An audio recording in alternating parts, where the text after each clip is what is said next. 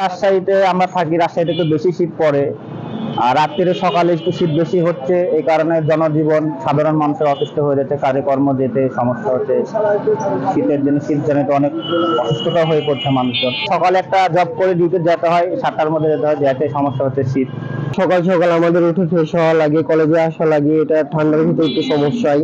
তারপরে আপনার ঠান্ডার ভিতরে আমাদের যে এক্সামটা নেওয়ার কথা চলছে, এক্সামটা স্থগিত করলে ওটা স্থগিত করাই ভালো হবে।